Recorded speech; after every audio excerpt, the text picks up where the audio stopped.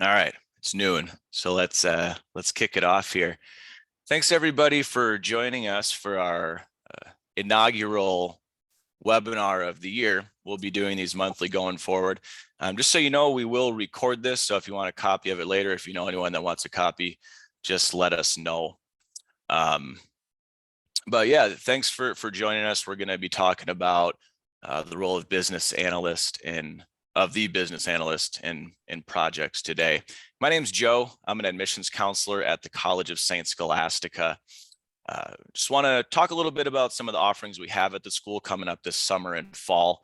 The college itself, some folks are very familiar with Scholastica, some are not, so just a little bit of an intro. We've been up in Duluth doing our thing for over 100 years. Recently in the last 20 or so years, we started diving more into online programs, different offerings that are more catered to adult learners, busy folks. The college itself, we do pride ourselves on our Benedictine values: community, hospitality, respect, stewardship, and a love of learning. So if you can get on board with those, you'll fit right in with us. Some of the programs that that I work with in the Stender School that are business and tech based. We do some health informatics, health information management programs. We do an MBA, which I've completed, and it changed my life, to be honest with you. And we also do a project management certification, and that's actually going to be starting this coming summer. It's 4 courses, and Brandon can chat a little more about that as well. Then we also do it's kind of a rising star program, our Applied Data Analytics Masters. These programs are online, they're asynchronous, they're designed to be completed by busy adults who have jobs and other stuff going on. So I'm gonna post a link to all of our grad programs in the chat here, and I'll put my info as well. Take a look, and if it's something that you're interested in, myself and the program directors can connect with you and chat about them. And also, if you can, just share them. We're a smaller school, so we do as much advertising as we can, but we do rely on kind of our internal networks and word of mouth and referral based avenues too. So we appreciate it. So I'll post that in here, and I'll post my info, and just reach out if you need anything. But that's all I've got. I will pass it over to Dr. Brandon Olson. Thank you, Joe. So I'm Brandon Olson. I'm the the program director for our Master of Science in Applied Data Analytics and our new certificate in project management. So we, as Joe had mentioned, our certificates launches this summer, and that's 4 courses, 12 credits. You can finish that in 2 semesters. So you start in end of May, and you'll finish by the end of the year. And we also, this topic on business analysis, we also have an undergraduate CIS, online CIS program, Computer Information Systems program, that has a concentration in business analysis. So if you're looking for an undergraduate degree in this area, that's something that we cover as well. But to our topic today, our speaker is going to be Kent Lacy. And Kent Lacy holds a doctorate of education degree in organization development and has been a certified project management professional since 2000. He has over 30 years of industry experience working in management and project management roles. In addition to his industry experience, Kent has been working as an adjunct instructor in higher education for the past 18 years. He's currently serving as an adjunct instructor at the College of St. Scholastica, where he teaches in our Master of Science in Project Management in our certificate program. He teaches on topics that are ranging from core project management to more advanced project management principle topics. So without further ado, Kent Lacy. All right, thanks, Brandon. Thanks, Joel. Welcome, everybody, and I'm glad to have you here. Thanks for attending. The focus for today is obviously business analysis, and the focus being, how does a business analyst play a role within project management, right? And so we're going to get started off with the first slide. Some of this is, we're going to start by identifying the foundational things by defining, okay, what's a business analyst and what do they do on a project specifically? We're going to talk about the importance of business analysis in project management. I'm going to review some competencies with business analysis or that a business analyst would provide or have. And competencies are pretty broad spectrum from a business analyst perspective. It is a job class that I've seen growth, and there's a whole job family in the organization that I work, where we have business analysts 1, 2, 3, 4, 5, and all the way up to 6. So people can spend their whole career working in business analysis and, you know, various things, but we're focused on project related contributions. So what are the contributions that a BA or a business analyst provides? And what are those activities? And also, you know, in project management terms, what are the deliverables that a business analyst would complete on behalf of a project? I'm going to wrap up with some time for questions, but as we work through here, I'll check in to see if anybody has any questions. I'd prefer to address them sooner rather than later. And I know Brandon's also kind of watching the chat feedback to see if some questions come over on the chat side. So send your questions, queue them up for the end of the presentation or whenever I break for questions. So let's go ahead and get started, and we'll talk about foundations. So here we can see, and maybe I'll try to move this a little bit there. So foundationally, what is a business analyst and what do they do on a project? I threw this project definition in here because I think, just to level set, I know everybody on the line might not necessarily be savvy on project management. So we have a definition here of a project being a temporary endeavor that's undertaken to create a unique product, service, or result.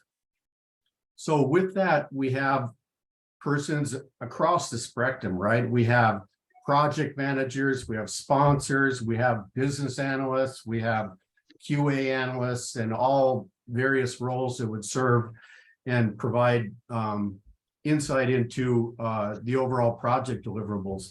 But from an analyst perspective, the first definition I have here is really kind of generic in that looks like it flipped there. An analyst is a person that leverages use of data to discover business insights. And so when you think about it, okay, well, that's pretty generic, but in all the work that I've done in analysis and also the work I've done in project management, oftentimes I get asked to do analysis also. We're always looking for what's the right source of data, how can we interpret it, and how can we report on it. So from a project perspective, a business analyst or BA, and I'll probably just use that term going forward for business analyst. So on a project, the analyst will use data to conduct various project-related analyses to establish and conduct a project effort. As we work through the presentation, you're going to get more context of that. We're just kind of level setting or creating that foundational understanding for now. So what are the responsibilities of a business analyst? So they collect and access existing data sources, but they could collect and actually create new data sources that aren't existing. And we're going to use that data to conduct the analyses. And I really term this as research related to project problems and or opportunities. As we work through the details here, you'll get the context of that, but it's all project focused, right? Business analyst being the person from within the business that has that business knowledge, that has the business context, and also has knowledge of what data is available and what data is not available. And sometimes we need to create our own. And as a result of those analyses, and there's a bunch of them that we'll look at today, we often conclude by offering options for solutions to the problem or to the opportunity. So the idea is the business analyst or BA isn't necessarily making the decisions on a project. They access the data, they conduct the research, they create reports, and look at the reports and really kind of conclude their research with options that the project leaders will take related to solutions, as I mentioned, to any challenges or opportunities that have presented themselves. So what's the importance of a business analysis or the business analyst to project management? I listed some key deliverables or important aspects of it. Some you may, are kind of obvious, right? Some maybe not. So the first one being, okay, well, these are the people that have those analysis skills along with the knowledge of business related data sources that are important to the project's success. Okay, well, so the BA will conduct these analysis on behalf of the project itself. And here, just to highlight, we're focusing the importance within project management or within projects themselves. The business analyst brings business knowledge to the project of existing products or processes or strategies with adequate supplemental context, right? So the idea is the business analyst, I just better just switch to the BA. The BA might not know it all, but they know who to connect with for information that they don't know. And the process is really, we're going to formulate, evaluate, and identify options for project-related processes and documentation. Another important role that a BA or the function of business analysis will provide is maybe not something you would think of, but they understand project-related impacts to the business products and processes, and they help to prepare the organization for change. Within project management, we do a great job in following a process, and we're seeing really an evolution of project delivery or change delivery processes in the field. And they play a vital role to prepare the business for this change, right? So we work on project deliverables, functionality, new products or enhancements to products that need to be implemented. Once they're implemented, it's really in the hands of the user community or the stakeholders. And that BA will work to help prepare and walk through the change for the persons that are impacted, for the stakeholders. Another thing is BAs serve as a communications bridge, we'll call it, right? And communications bridge meaning they have knowledge of the business and they have knowledge of the product or the project. And there's often a lot of complex technical details. And I'm not talking about a technical analyst here. I'm talking about technical details that a business analyst needs to understand. And then they take that information and translate it into language that's understandable to the business stakeholders, which is very key. They're the translators, they're the persons that answer questions. Based on their knowledge of the business, they can take that knowledge and say, okay, here's what's happening in terms of business impact rather than just project impact. So some key important attributes of business analysis and the role of a BA. Let me take a quick break here before we get into competencies and see if there's any questions so far. I have one. Go ahead, please. Is there a business analyst in the majority, if not all companies? Based on my experience, there is within companies. Depends on the size of the organization, if they actually have persons in a strict BA role that they would assign or have available to assign projects, but it is definitely a career field that I see. And as I mentioned, it's a job family where you could spend your entire career just working on and being in a role of business analyst. Does that help to answer your question? Yeah, and it also seems like it could make a company more successful if there is a business analyst.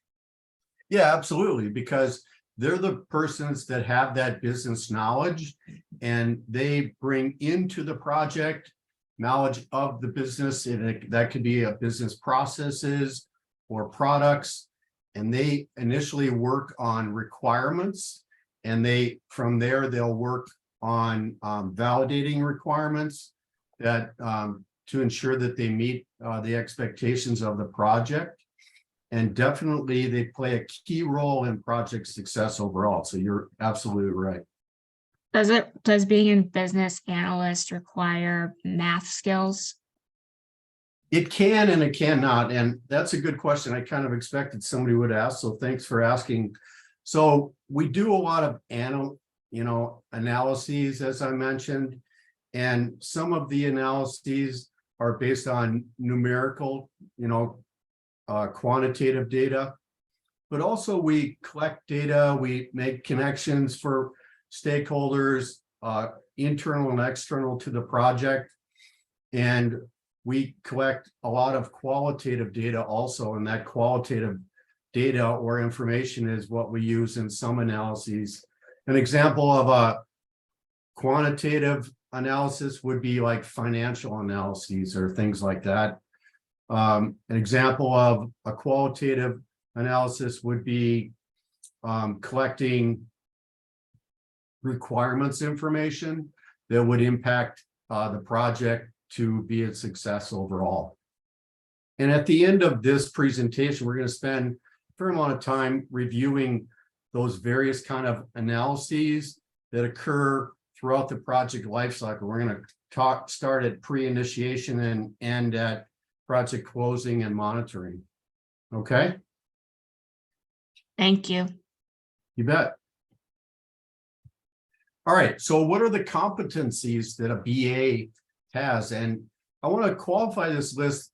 When, up here, I say an experienced BA, project BA specifically, but I see BAs assigned to projects, people right out of college that join an organization, and oftentimes they get put in a BA role because it's a great way to learn the business and to learn about the company, specifically about products, company, strategy, data contacts, things like that. So obviously an experienced BA and people in that business analysis or business analyst role start from the beginning with little experience and build based on their contributions to project work.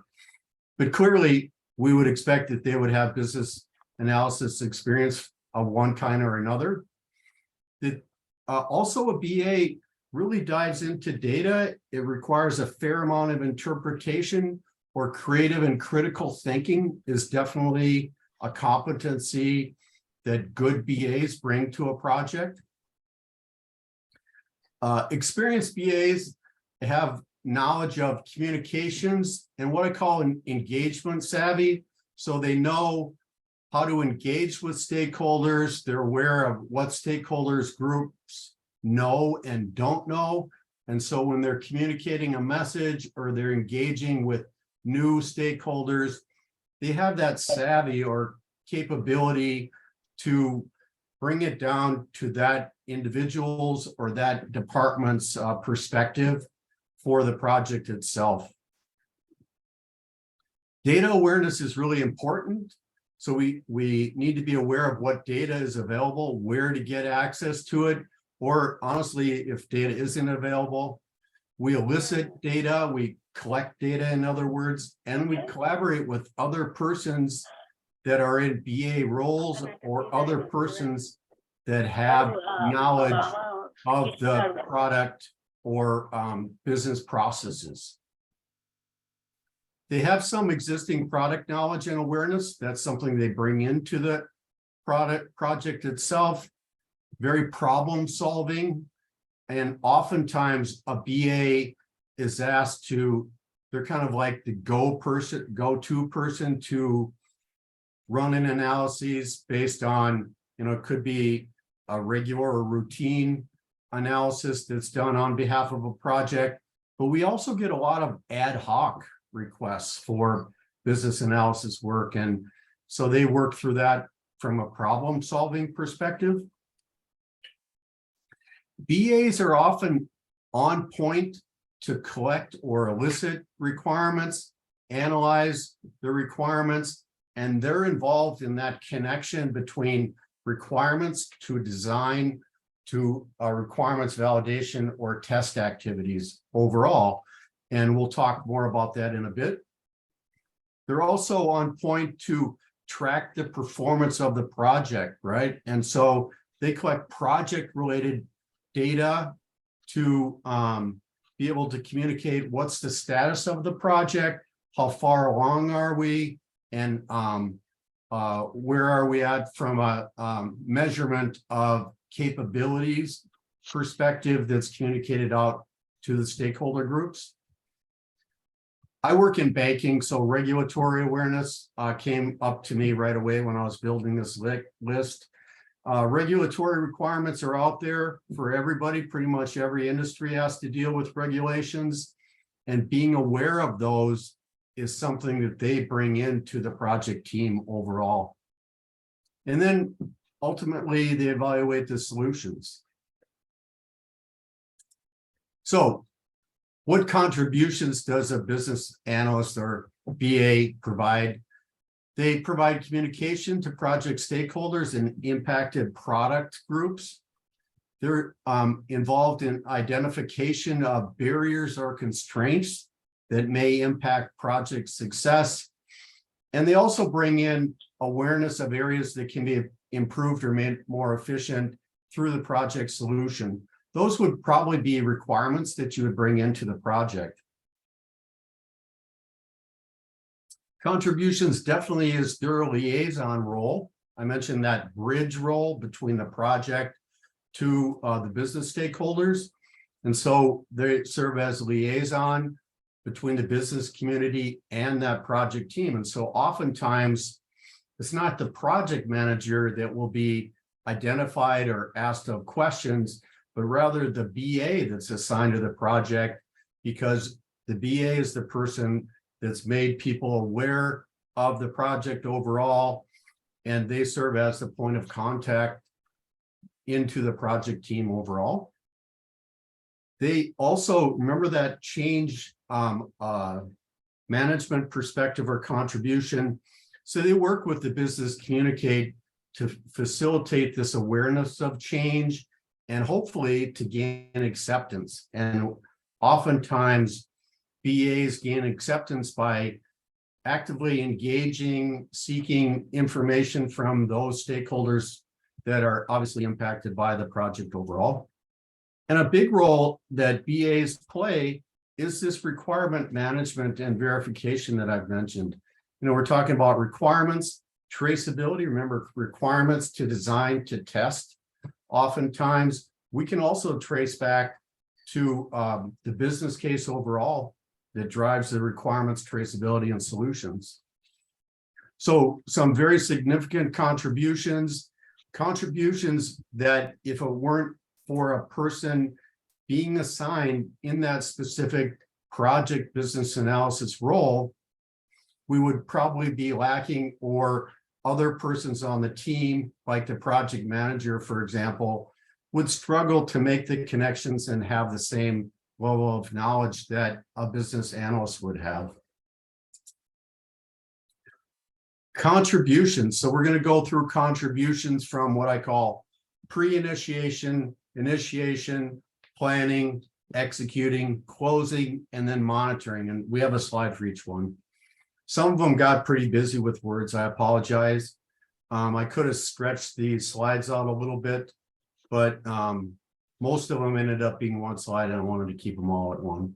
So pre-initiation. So this is before the project starts overall. And what we oftentimes do is we come in with a problem statement and something that requires a shift from the current state to the future state. And so what we do is we start off by documenting or verifying documentation that already exists related to the current state. And then we take the project, well, not requirements, but the project problem statement to identify and to elicit and identify future state capabilities. So we're going to go from current state to future state. And the end of this analysis really is, what's the gap between current to future state? That gap is what's going to drive our requirements to achieve the future state. The BA will also perform an options analysis for the future state. Remember, I said oftentimes at the end of these analyses, we provide options for, I'll call them the stakeholders or the project decision makers, and that would be project managers, key persons in management, obviously the project sponsor. So they'll come up with some options on how we could achieve the future state. And all of that information drives the business case. A business case is what's developed to document why we're doing a project. And so there's a lot of things in there to be mindful of. We create the business case, we provide a priority for the business case. Typically, we provide some insight into how the business case or the project itself is aligned with the organization's strategy. Clearly, there will be a description for the project itself, some description of justification. Then we get into a lot of drivers, and a lot of this is financial information, where we look at what are the benefits that will be realized as part of the project itself. Sometimes these are hard benefits, meaning benefits that are easily quantified. Others are what we call soft benefits that are more difficult to quantify, or honestly can't be quantified. That's where we take our qualitative skills to put that knowledge together in a business benefit statement. And from a hard benefits perspective, oftentimes we're looking at from two perspectives, right? So number one, what, as a result of this project, how can that drive revenue? And also, as a result of that, of this project, how can it lower our expenses or make us more efficient? And we do a lot of work with what I mentioned here as cost projections in the business case. We take the benefits, we take the cost projections, and we run a number of what I mentioned here as financial metrics, such as payback period. I'm sure many of you have heard of that. Return on investment. When are we going to realize the return on the investment from the project overall? And then some what I would call more advanced analyses or financial analyses, net present value or internal rate of return. Those last two, I've seen an evolution of this where I used to run those analyses before in the past, but now finance has come in and said they'll run them. So they set up the sheets to be able to run a net present value or an internal rate of return analysis where we just need to plug in the numbers. I think that's due to past experience of difficulty in people in running those analyses, and finance has obviously those skills that they'd prefer to just provide the tools rather than have everybody try to figure it out themselves. All right, so here's some initiation activities. After this part, I'm going to take a question break. So we're initiating a project, right? We've built a business case.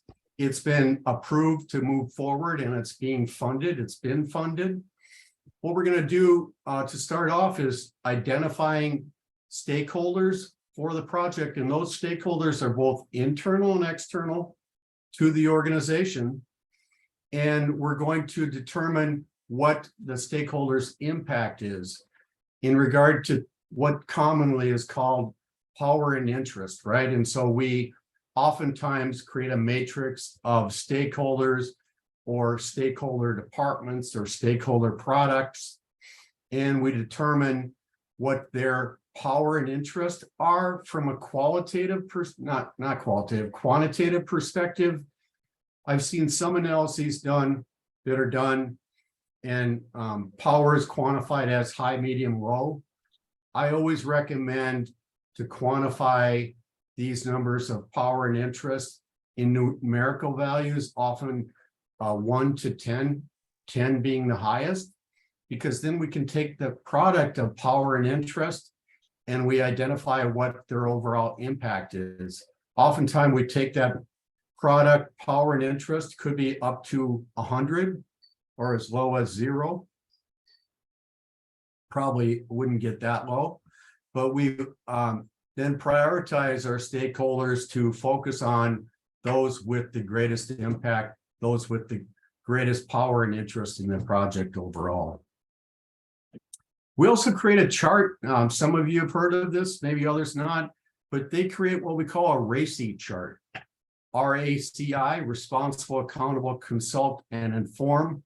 And they put this together. It's typically in a matrix tile format using a tool like Microsoft Excel. They initially create that, they validate it, and there's ongoing maintenance that the business analyst or the BA will done to keep the RACI model up to date.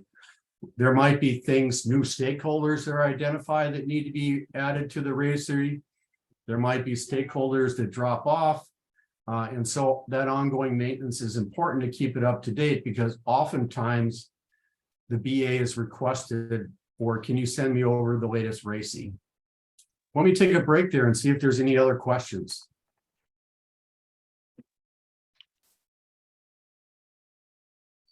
Okay. Fair enough. All right, so now we're going to look at planning. I'm sorry to interject, that I do have a question about the RACI and about other programs that the BA might use. Are those programs that the company provides? And if they are not, are they free to the BA to adopt? Yeah, good question. So typically something like a RACI or a stakeholder identification matrix, typically those are part of the project management tool set that's provided by the organization. Free, obviously, but also there are times where we do some BA work where we don't have a template, or there might not be a RACI model or template available.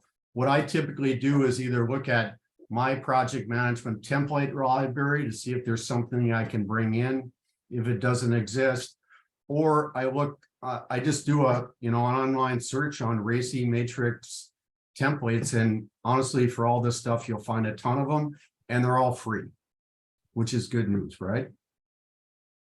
So it's not necessarily a tool, unless we're talking about the tool of Microsoft Excel, which is what's commonly used for a lot of these matrices. Does that help? It does, thank you. Yeah, you're welcome. Thanks for asking. So when we're in planning activities, clearly the project is planning what are the things that we need to develop or put in place in order to be successful. And from a BA perspective, there can be a document created called a business analysis plan that's really put together to define, okay, for this effort, here are the types of analyses that we need run.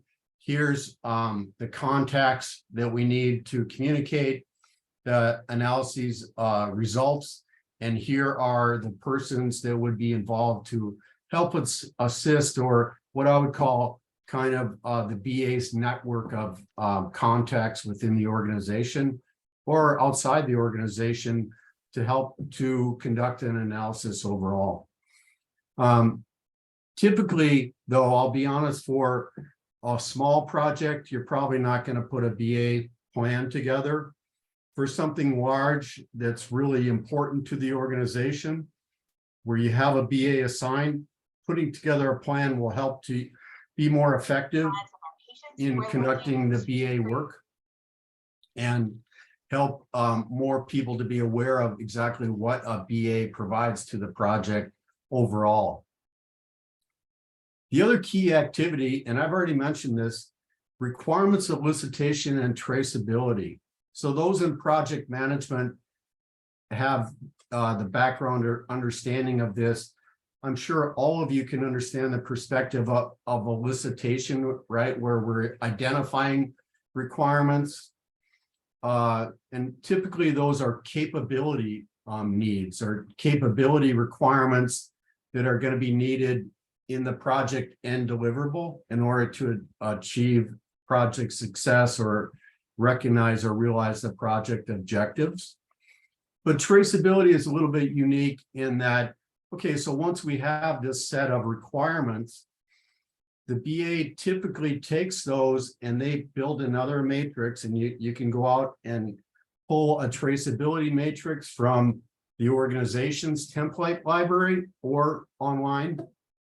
And what we do is trace requirements to design attributes, to test cases or validation or solutions verification.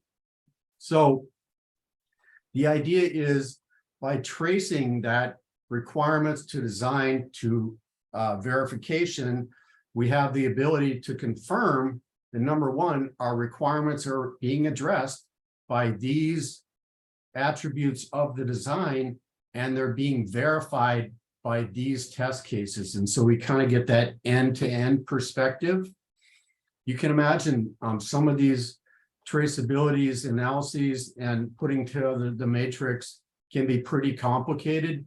And also, the BA needs to have a really strong working knowledge of the project design. They might put the requirements together. They need to understand the design so they can trace design attributes back to the requirements overall. Any questions related to that? All right, good. Okay, so now we've planned, and obviously the project is active. So what does a BA do from an execution activities or deliverables perspective? And what really, when we're talking project management speak, we're talking about executing our plans, okay? And so they're actively involved in the solutions evaluation and verification that I've mentioned. Oftentimes that equates to test activities, but we might have some activities or deliverables related to the project that aren't necessarily testable. And so we verify that they're in place and they meet the requirements of the project. Sometimes they get asked, a BA will be asked to develop test cases and even to perform some test cases, but we see a little overlap with that on large projects or many projects for that matter. We have people in the role with specialized knowledge associated with quality assurance, and typically they're on point for test case development and documentation. And then the BA looks at the test cases, works with that QA analyst to ensure that the test cases cover all the analyses points and that have already been traced back to the requirements. Also, because they have the knowledge of business resources and projects or products rather and processes, they're able to identify business resources or people that can contribute to user test activities if those are necessary for the project. And as I mentioned here, oftentimes a BA will work to participate in those project test activities, or at least be aware of how tests are progressing overall. Any questions here so far? All right, we'll keep moving. Project close activities. So we've executed, we've tested. If we're working on, I work on a lot of technology projects. And so if we're working on a technology project, we've had what we call an implementation or a release where the technical code goes up into a production environment and it's made live for the user. So key point, after all releases are completed for a project, we're ready to close the project overall. And one of the key activities that we do in the close process, or in the close activities or deliverable, I'm trying to prevent saying phase, if you haven't noticed, but so we do lessons learned. We look back at, okay, well, what worked, what didn't work, and the BA participates in those lessons learned activities. They take the data that comes out of lessons learned, and typically that's meeting minutes, and they identify some themes in the data itself, in the minutes themselves. And oftentimes we run multiple lessons learned activities depending on how large the project is. So they look at all that information that's come in, identify themes across all the meetings, and they run some analyses in identifying the impact of those themes and who the owners of those are. They also communicate the lessons learned results, right? And where are they communicating to? Back to the business, back to their contacts, business teams and resources. Part of this is really what we often do is with our lessons learned, we identify those themes, we put them in an Excel sheet, right? So Excel is something that's often used from a BA perspective. We put them in, we identify them, oftentimes we number them, we might put dates on them, similar to what you would do for a risk or an issue that comes up on a project. And we identify the owners of this. And so the idea is, okay, you know, if we just have a lessons learned activity and we don't record or identify themes, it really doesn't help us improve going forward.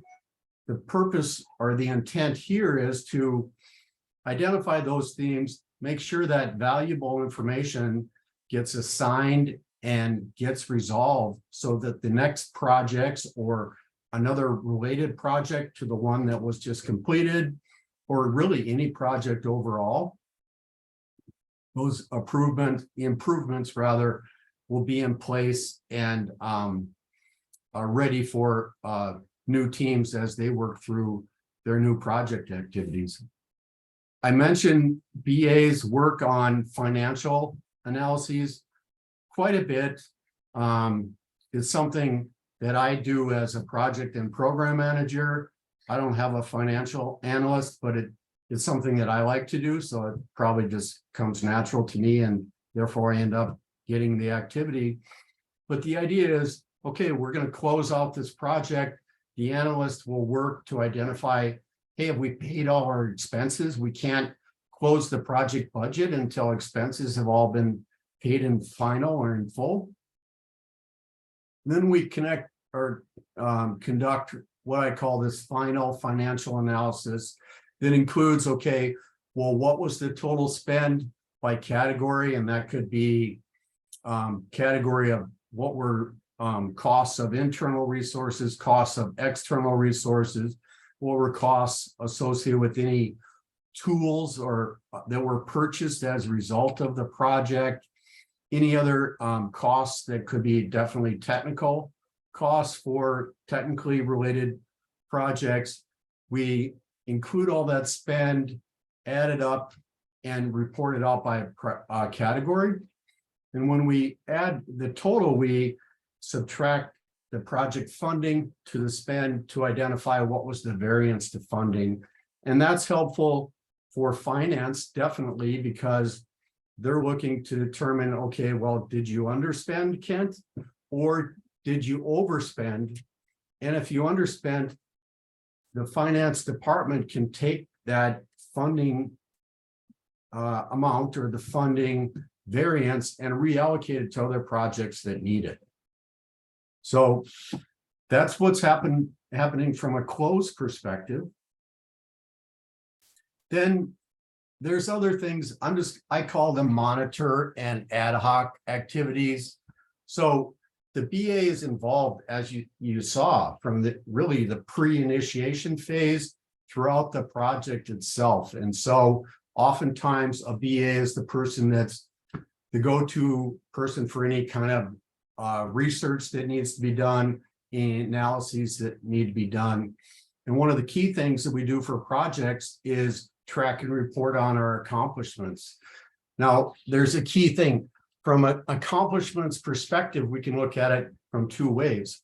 What was a project accomplishment that really isn't as important to people within the business, but a capability accomplishment is very important because they can see that as this project builds out the end result or the product itself, if it's a product, they can see how the project is progressing from a capabilities perspective. Capabilities drive requirements, and that's what people within the business want to know about. From a project perspective, it's good information to see, okay, are they on track? How far are they on? From a schedule perspective, are they encountering issues or risks? But those are really project related accomplishments or reporting values. We have a thing in project management called earned value. And oftentimes BAs are asked to participate with the project manager to conduct ongoing earned value analyses. And these are really designed to identify how are we making project progress from a schedule perspective? How much money have we spent to this point? And what is our earned value, which is, have we, based on 25% of funding, have we actually achieved 25% of the end deliverables or the project requirements? That's a key analysis for persons working on the project and really key stakeholders to get an idea of, hey, is this project moving along as expected? And are there any blockers that they're encountering? Consider this: if you had burned through half of your funding, but only achieved half of the project requirements or project capabilities, then obviously you have a situation there that needs to be monitored closely, because if you keep spending as you have, you're going to definitely come in over budget. And oftentimes that might equate to more time or over schedule also. Financial analysis and reporting is definitely another key aspect or key function, contribution rather, that a BA would provide, and it's ongoing. Typically, we do this on a monthly basis, but we report on financials monthly. The financial cycle on a project is we input forecasts on a monthly basis. Those forecasts are realized through actuals, we call them, or actual project dollars that are spent. And we analyze future forecasts with actuals to identify where might we land from an end of project perspective related to variance of funding. Are we going to come in over or under? And oftentimes we look at this from an earned value perspective, but we also look at it from just a pure financial perspective, like based on, let's say we're 2 months into the project that would last 12 months. So we've accomplished, or we've gone through 25% of the schedule. And we often run what we call burn analyses, meaning, so we've burned this much at 25%. If we continue to burn that much funding as a project progresses, what might that look like at the end? Might we come over or under overall project budgets? And that gets a lot of attention, as you can imagine, from a funding perspective. And the last item here is really ad hoc analyses. And honestly, they come up all the time where the BA is really a core member of the project team. When problems come up, especially related to business capabilities, it's often the BA that's asked to go connect with their resources, collect data, and bring it back to the project team for either end results or for consideration with options about moving forward. And I think with that, we are at the end of the presentation and we're ready for questions if you have them. So Kent, we did have a question here. Kathy Hansen, her microphone's not working, so I'll read her question on her behalf. Okay. Are there any tips when you find yourself in multiple roles, an analyst, project manager, solutions developer, or other things like that? Yeah, and that's common these days. I was telling somebody yesterday, we had turnover in the program that I'm managing, and the common answer to turnover is, well, Kent, you just have to do more. So, yeah, how do you balance all that and determine the impact? Well, first off, I would say there needs to be a primary role designated, but I'm going to qualify that because oftentimes for small organizations, the project manager ends up being the BA, that ends up being the QA analyst, and ends up being, hopefully not the developer, but I've seen some of that. I am a former developer myself and had to do that work before what I would say project management was an official discipline. So identifying the key role is important, and identifying what expectations are relating to those subsequent roles. And also, I guess, raising your hand and saying, this is going to be very difficult for me to do. Like if you are brand new to an organization and they ask you to come in and be the primary BA for a project, that's the time to raise your hand and say, hey, I'll do my best, but I'm not probably the best choice for this overall. So identifying the primary role, identifying expectations, and raising your hand if you end up feeling like you're not qualified or that you're just going to be overloaded overall. Does that help to answer? Oh, her microphone isn't working. That's right. Yes. Yep. She says yes. All right, great. So I do have a question. This is Rita. So with the BA having such a heavy expectation to their job duties, are they ever given assistance or a consistent team member that can help them with the responsibilities? Yeah, good question. Yeah. Yeah. So for large projects, and I have a couple large programs that I'm managing, and we have teams of BAs, right? We might have a primary BA on the effort, but they are assisted by others within their area of expertise to assist the BA in conducting the work that they need to do, and also in knowledge of the data. There might be some things that the BA, the primary BA that's been assigned to the project, there might be things that they're not aware of, and they reach out to their contacts and hopefully ask for help and get help in running some of the analyses overall. But that's also an important thing when you're initiating the project and you run that, you create that business analysis plan where you can identify, okay, well, where might be some areas where we need help or where we need specialized knowledge. And it often happens. But yeah, the BA can get overloaded. And so you really need to watch your workload and make sure that you're not overcommitting yourself to complete the work or to complete work that you feel like you're not qualified to do. And we have Angie has a question as well. Angie, do you want to turn your mic on? Go ahead. Yes, I do have a quick question for you, Kent. And I'm sorry if you went over this and I missed it. I got kind of interrupted in the middle of your talk, but I understand that this could, differ within organizations, but in your experience, where does this role usually land in an organization? And what's usually the reporting structure? Who does the BA report to? Oftentimes BAs, well, they land on within the business, and oftentimes BAs are assigned to various levels of the organization, or what we call in my organization lines of business.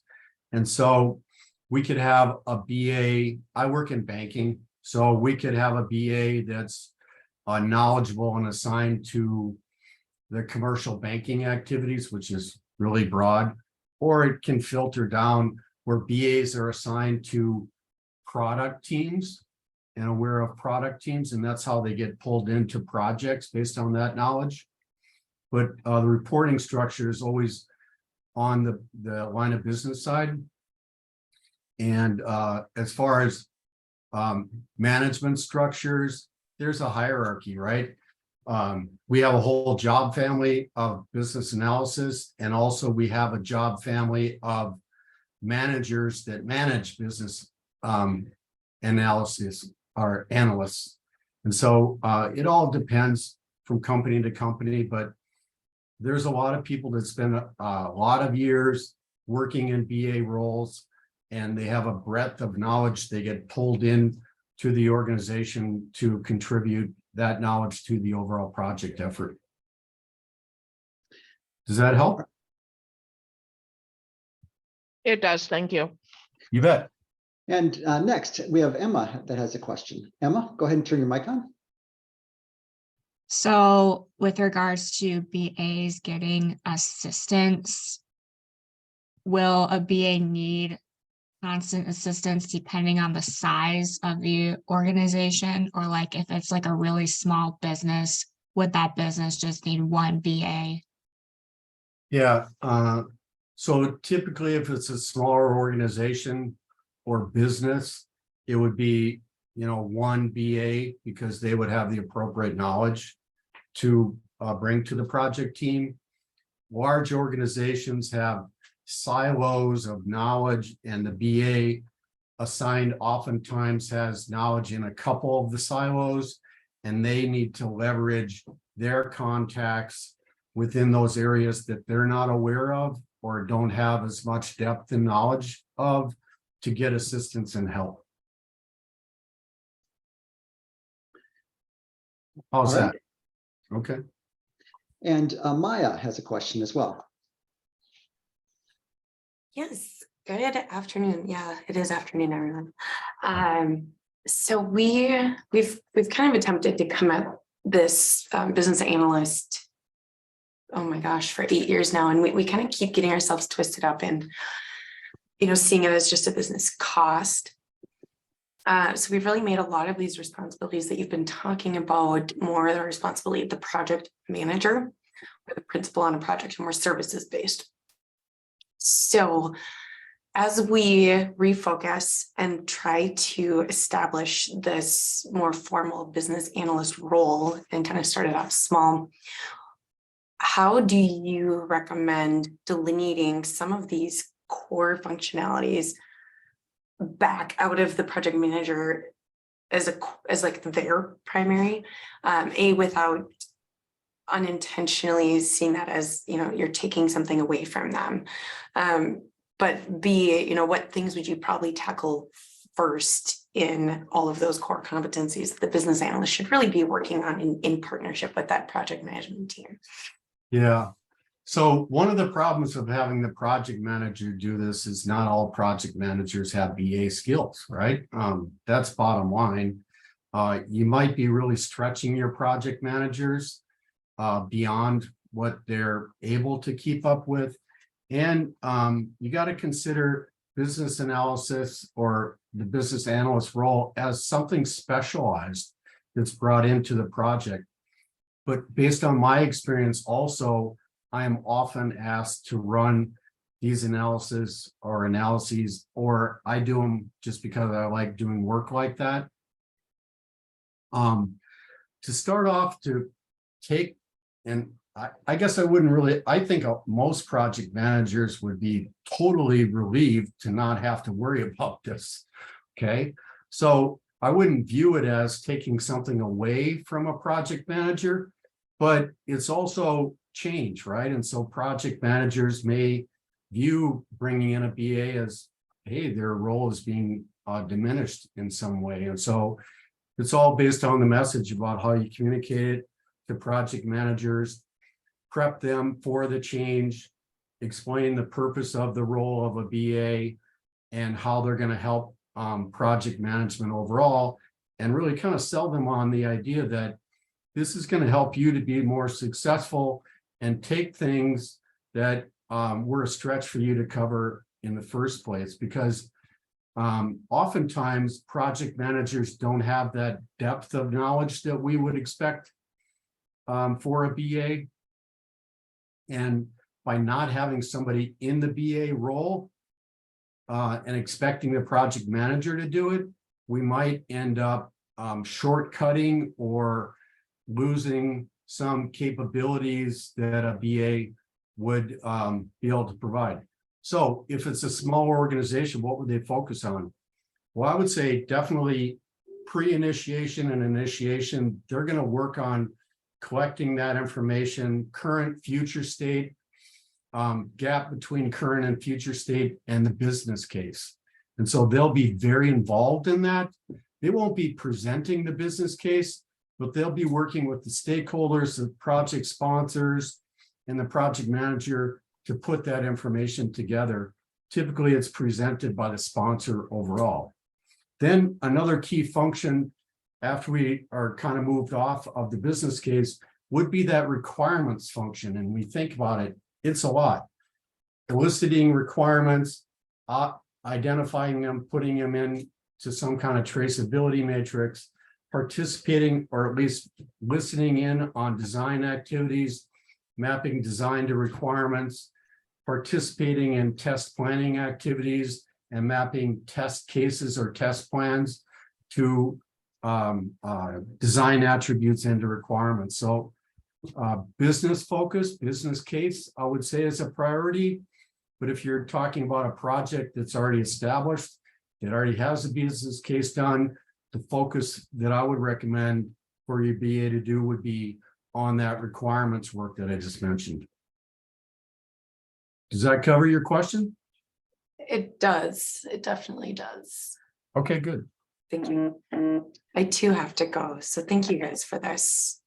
Thank you. Well, thank you everybody for your time today. I hope you are coming away with a lot of kind of new insight on the BA role, and particularly in the context of project management. Just as a reminder, we have a couple more webinars coming up in the next several weeks. Let's see, March 22nd, I'll be presenting there on the introduction to data visualization with Tableau. And then the month after that, in April 12th, Dr. Natalie Disk is going to be presenting waterfall, agile, and hybrid methods of project management. So those are our upcoming webinars. And before we go, Eric, I see that in the chat you responded to the CEU question. So if you're trying to get CEUs for this, you should be able to claim them through continuing education and refer to this webinar at the College of St. Scholastica. Is that fair, Eric? Yep, that would be my understanding. Okay. And feel free to reach out to me with any specific questions there too. Gotcha. Okay, that sounds good. Well, thank you very much, Kent. Appreciate your time and your sharing your expertise with us. And thank you everybody else for attending. And hopefully we'll see you at another webinar in the future. Thank you all. Have a good day.